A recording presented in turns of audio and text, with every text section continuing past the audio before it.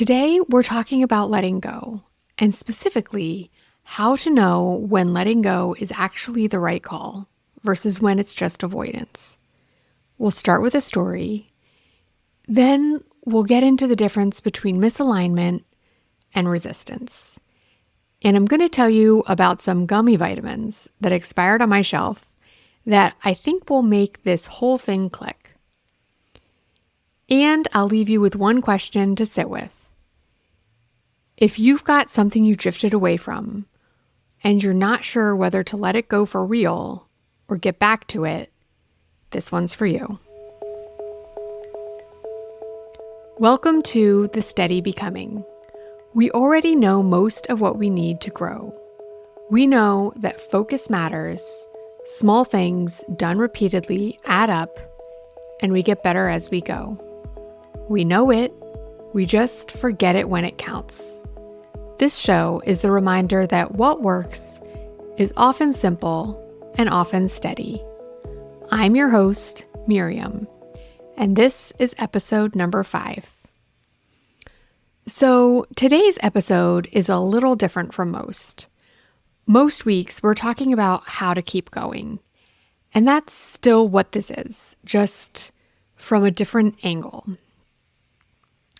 There's this idea that once you commit to something, you see it through, period. And I get where that comes from. I just don't think it's always true. And I think it's made a lot of us feel bad about ourselves or put pressure on ourselves for no real reason. Because sometimes what's actually in the way isn't resistance or a bad habit. Sometimes it's this low hum of guilt about something that you stopped doing a while ago, and you've been carrying it around ever since. And that weight is real, and it makes everything else heavier. So that's what today is actually about. Figuring out what you can put down so you have room for the thing you actually want to be doing. And that really comes down to one question. Before you assume you owe something more to a thing you've drifted away from, ask, do I actually still want this? Or have I just not officially let it go yet?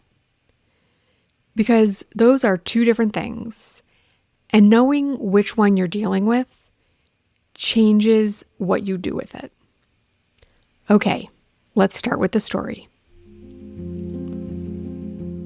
There was a woman who kept a collection of copper vessels in a house with high rafters and many windows. Every evening, as the sun began to dip, she took a square of linen and a tin of red brick dust to polish the kettles and pans in her kitchen. She loved the way the copper held the evening light long after the sun had gone below the trees.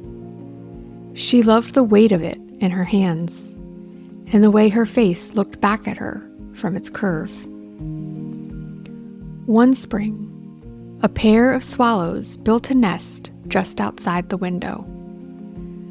The woman spent an evening watching the birds instead of reaching for the brick dust. The next evening, her garden required extra watering, and by the time she finished, the light was gone. By the third evening, the linen square lay stiff on the counter, and the brick dust had dried into a hard red cake. Her hands simply found new things to hold, and the copper was left to the air. Once, she lifted the brick dust out of habit, then set it back down unopened. Months later, she examined the copper vessels and found they had turned a dull brown, with green scales creeping along the handles. She'd never noticed it despite cooking here every evening. She stood very still, then picked up the cloth and began to rub a single spot on the nearest kettle. She pushed harder than ever before. Something had changed, she thought. It was not the copper.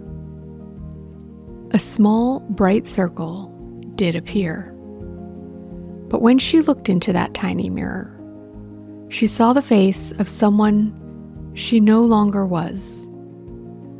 She looked at the one bright circle, no larger than her thumb, then at the dark of the rest of the kettle. Her hand rested on the tin of brick dust. She waited. Nothing in her was drawn to the work. She took the linen cloth, folded it once, and placed it in the back of a drawer. She pressed it shut. Then she walked out to the garden. She did not think about the copper once.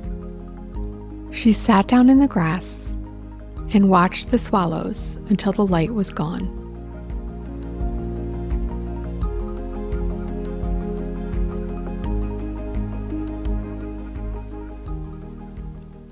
Some things we've stopped doing.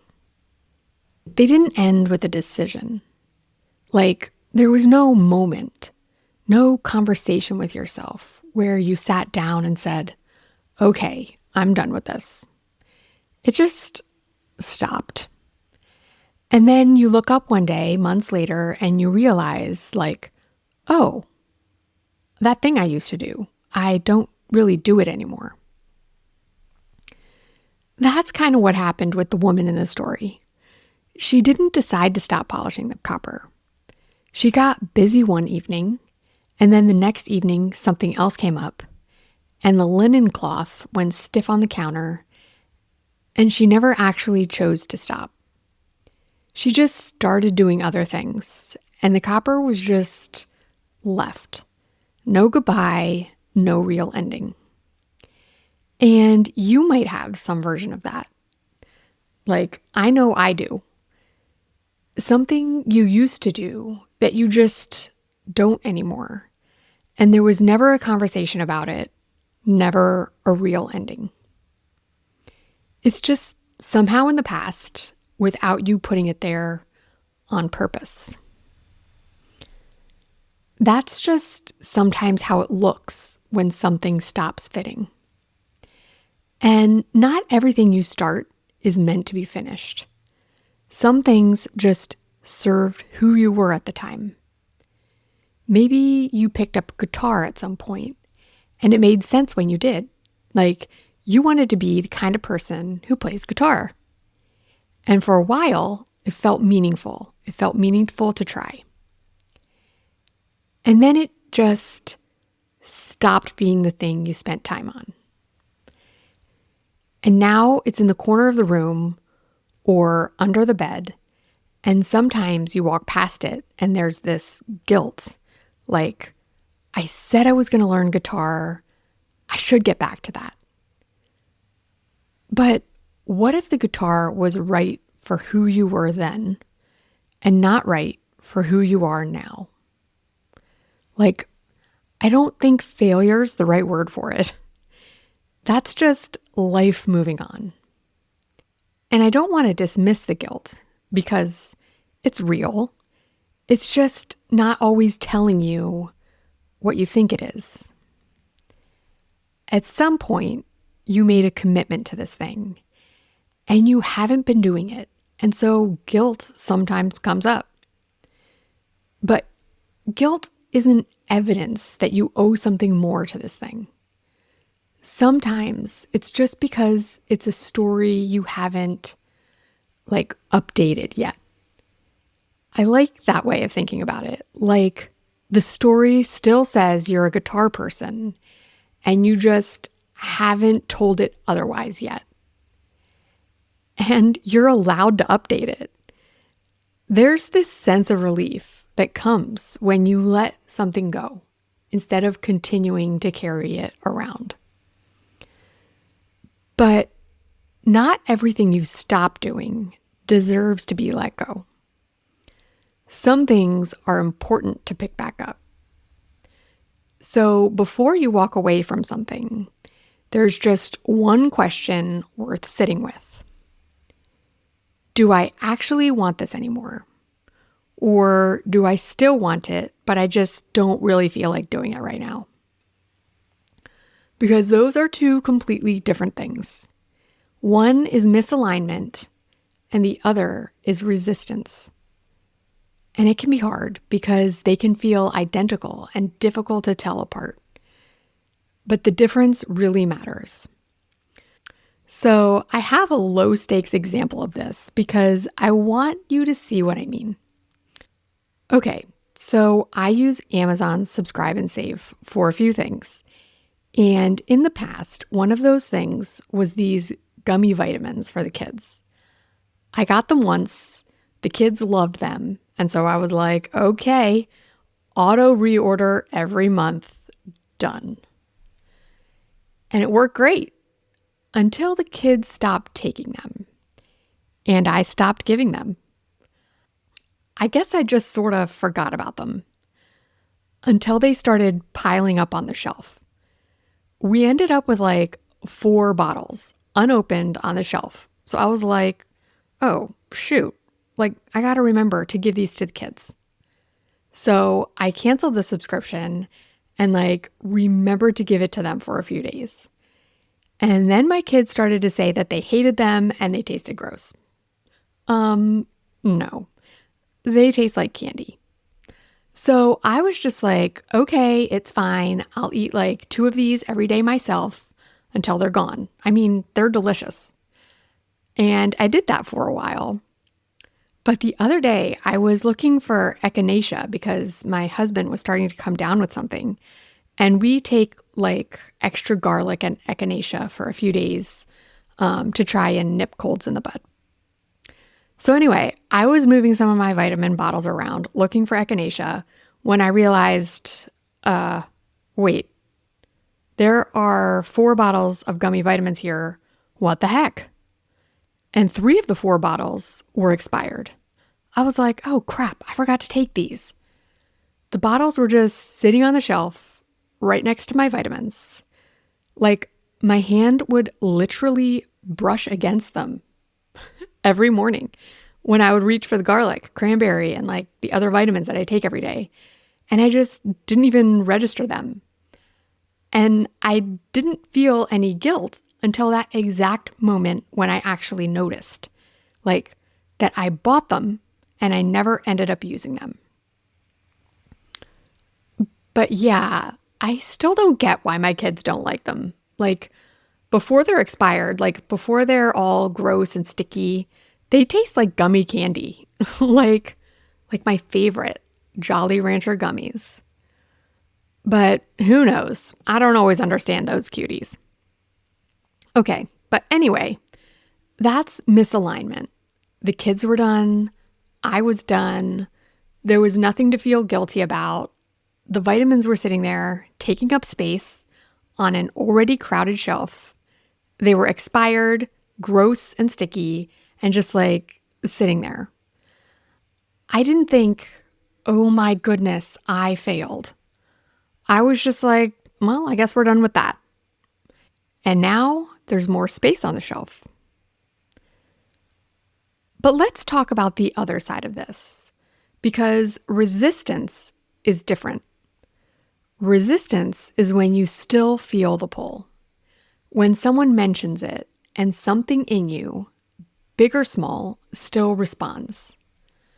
Like when you're avoiding it, but it still matters to you.